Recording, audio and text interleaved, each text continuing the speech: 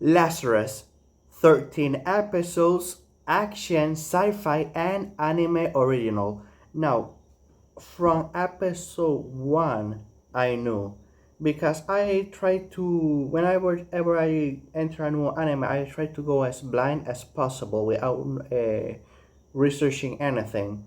But after episode 1, gave me such a strong Cowboy Bebop feeling with the characters, character models, and animation, and the OST with the music. As soon as that first one hit in the prison break scene, it gave me even a stronger Cowboy Bebop feeling. And after episode 2, when we got a little bit more of character and their personalities, the writing style of this anime, and everything, I was just super curious, and I went to do a little bit of research, and lo and behold, I was right. The same director that worked on Cowboy Bebop also was working on Lazarus, and not only the director, but also the screenwriter of Cowboy Bebop was also working on Lazarus, spitting out some of the ideas.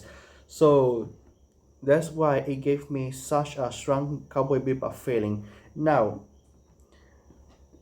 even though look, I'm not.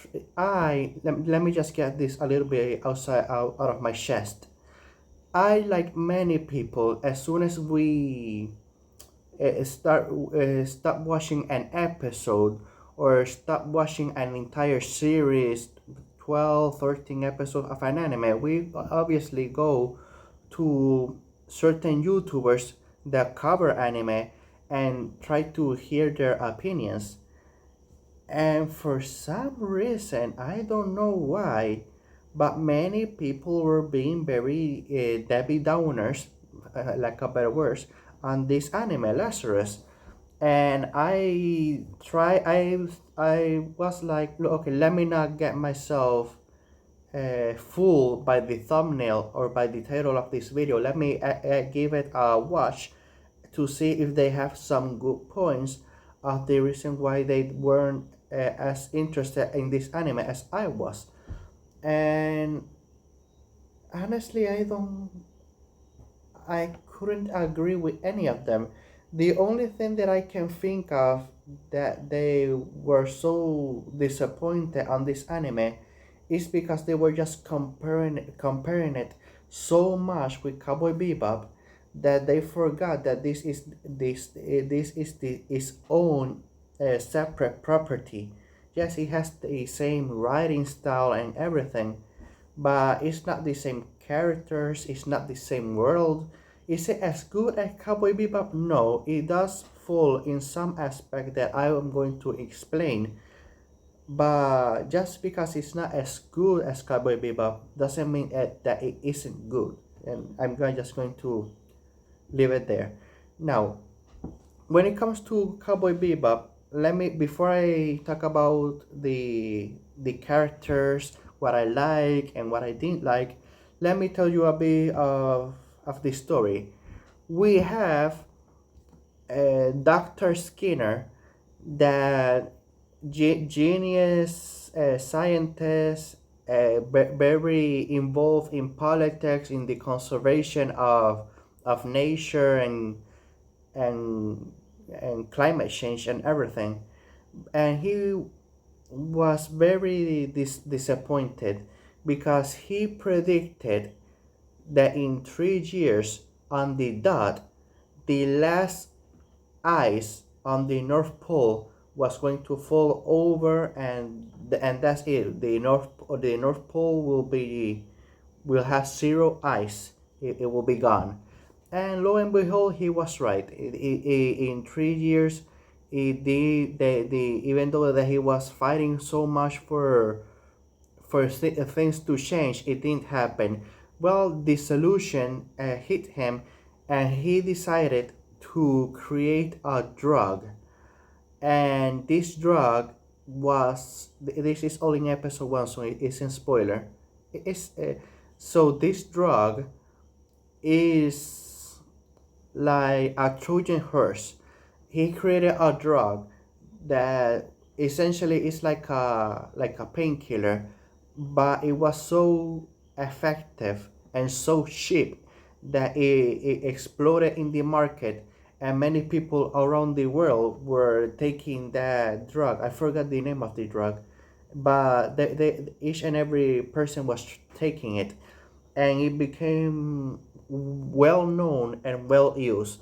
Well, 3 years later, after Skinner's return, he announced that that drug is after 3 years, if it evolves in the body, becoming poison, and in 3 years' time, any person that had taken the drug before is going to die.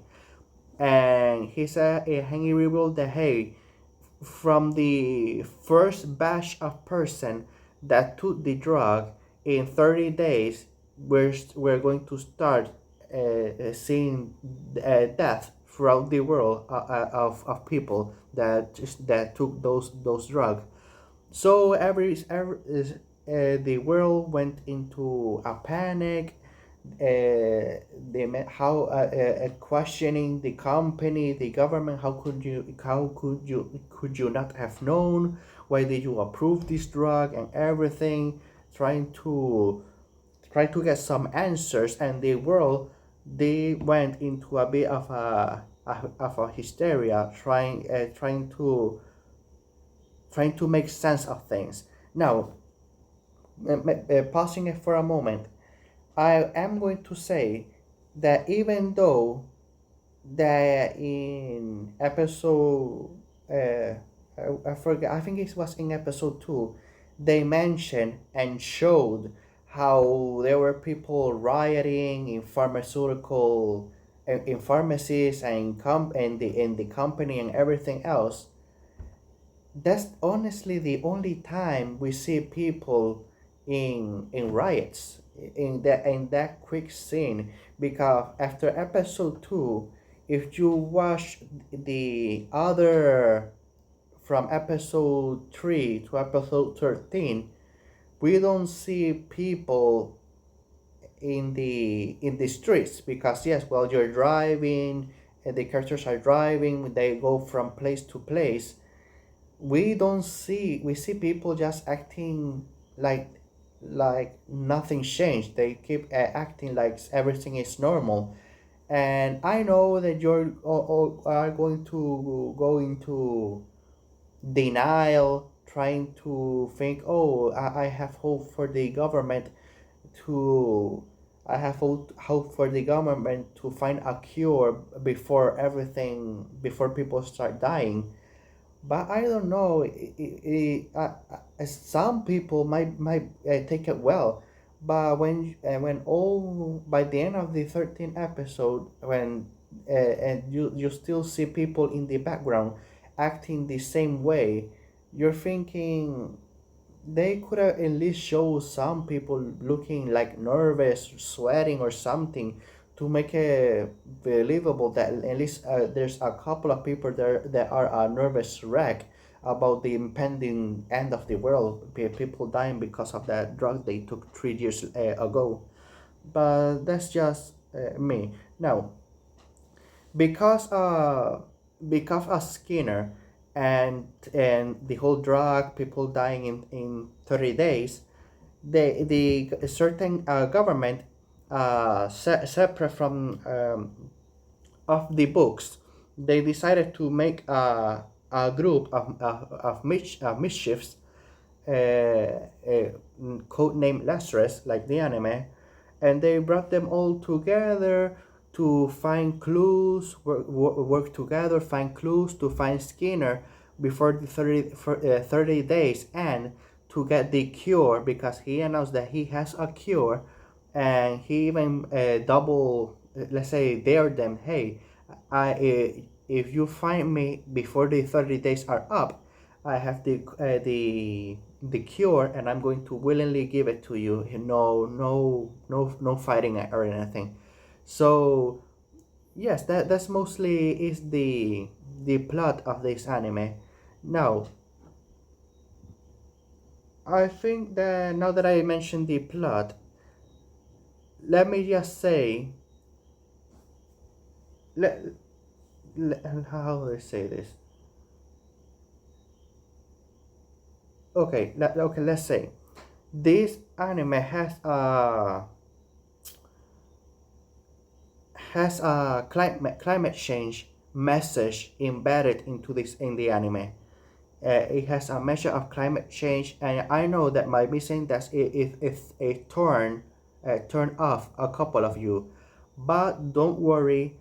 Unlike current day Hollywood that likes to take a hammer and try to beat your head over it and try to be explicit, telling you how to think and everything. No, the message of this anime with the whole climate change, it was very subtle and insightful, causing you to a thought-provoking, let's say, that it was done in a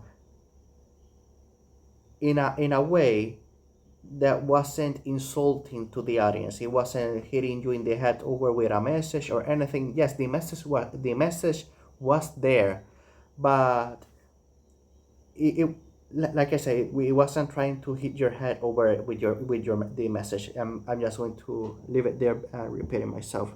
Now, now let me get to the characters. Now we have five characters being the team that form Lazarus, and each one of them is very interesting. I got to connect with each and every one of them, with their personalities, the way they interact with one another, the way they carry themselves in the world. I actually did like all the characters. Now, sadly, not all the characters have not screen time. Not all the character had the same amount of character study or develop. No, not development. How do I say this? We got to okay, now I know. We got to know more of certain characters more than other. That's it. So without any delay or certain order, I'm going to talk about them. First, we have the one that we have, Axel Gilberto. Now, he we did got some information about his past, but it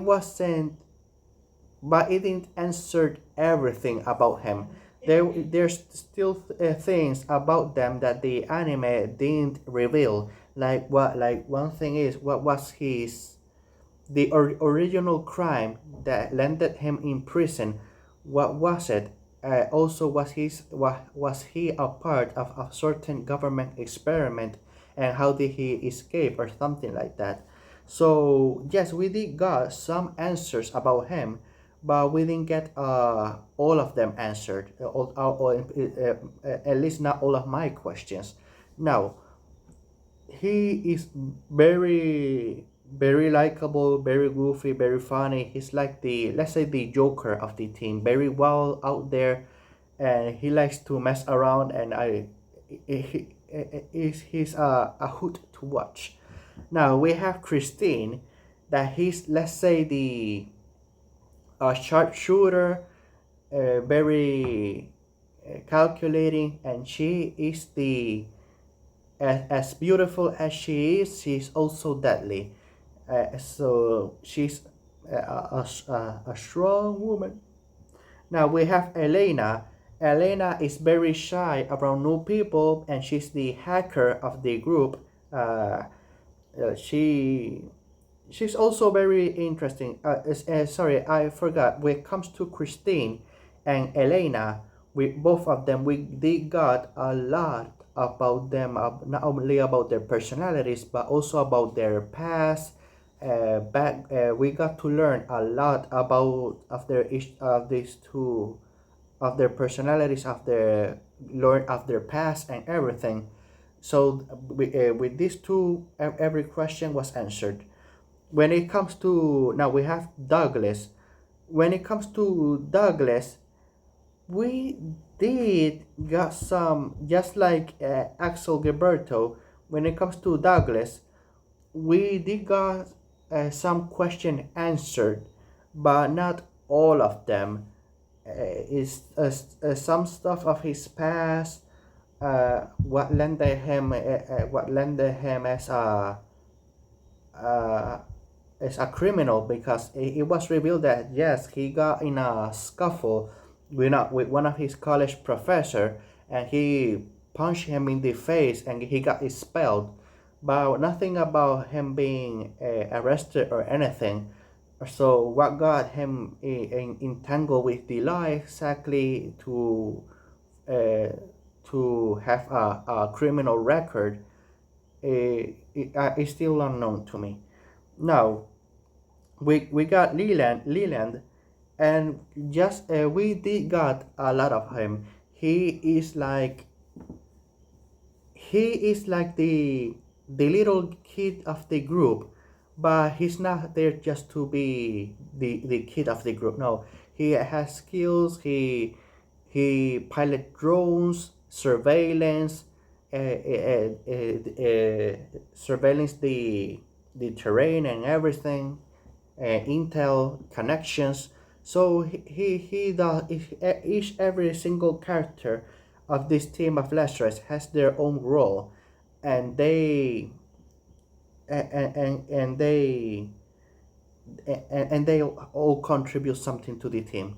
Now, the only thing, okay, there's a couple of things. Even though that I really love this anime, with the characters, their personalities, the writing style, the animation. There's a lot of things that I really love of this anime. But sadly, not everything is perfect. One thing is that Skinner is not the per se the villain of the story. Honestly, I think of Skinner more as a MacGuffin. He's just like One Piece find sorry, like Luffy finding the One Piece. Being Skinner is simply the gold, the thing that they have to find by the end by the end of the before the 30 days are up. He's just simply the goal. He's not necessarily to me the villain. But for because of that, I think that maybe the director or somebody that work on on Lazarus the anime, I feel like we need a villain. We need something to spice things up, to make a roadblock, to make the finale a little bit more interesting. And that's good at all. They did introduce a badass looking villain. We sick sick fighting style that really impressed me. The way that he would end people with a knife and wire, everything was just so animated so well. The animation in all of the fight scenes on this anime was so on point. But the thing that I think it wasn't well done is that he came a little bit too on the end tail by the almost by the end, like I would say, like the last four episodes of the anime. They just suddenly out of nowhere decided to introduce a villain, and I don't think that it was properly set up. There's two villains. There's the assassin and there's the government higher up government worker. With the higher up government worker, okay, yes, he came out by the end by the end of it, but he was sorta established well. I wouldn't like him to appear a little bit more at the beginning, but more like by episode four or something, seeing a little bit of him. But at least he has a proper motive, of doing what he does. But the assassin that was trying to go after Axel Gilberto, they tried At first, he was simply an assassin trying to kill him, but they tried the anime without spoiling anything. They tried to make a connection between the assassin and Axel. The like a connection, something from the past or something. And honestly, it wasn't done well. It to me, it just feels like it came out of nowhere. Suddenly, there's a connection between the two, and it came as soon as that connection came, it went because of, it simply wasn't done well. And mostly that's the biggest negative is the villain. The let's say I won't say if it's a surprise villain, but it's mostly a villain that just simply came out of nowhere, and I didn't like it. Now, there's also something that I would say that wasn't done as well as Cowboy Bebop, and that is the opening. The opening of Cowboy Bebop is iconic. You just hear a little bit of the trumpets and you already know that it's Cowboy Bebop. But the opening of this sorry of Lazarus, while they use instrumentals as well, I don't know. Just visually, it just wasn't that impressive. I think that the opening and the ending song of Lazarus just wasn't done as well as Cowboy Bebop, or even not even Cowboy Bebop. Other works that this specific director has done, because he has done a lot of work in the anime industry, and some of them are, well, obviously Cowboy Bebop is the biggest of them, but he's also known by others. I forgot the name, but he's also well connected in this industry. And I think I'm going to end it here. This video is starting to get too long. So let me see. I'm going to give this one a score of 8, an 8 out of 10. Just because, let me repeat myself, just because this anime isn't as good as Cowboy Bebop doesn't mean it's not a good anime. I still really enjoy it. The director did a phenomenal job.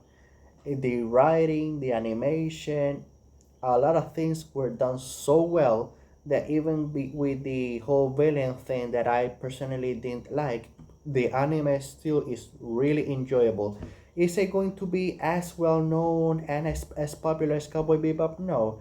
And the most I think is going to become a cult classic. Only a select small number of people will become a fan of this anime over time or over the years. So I'm going to end it here. So have a good day, have a good time. Sorry, have a good day, have a good night, wherever you're from, and see you next video.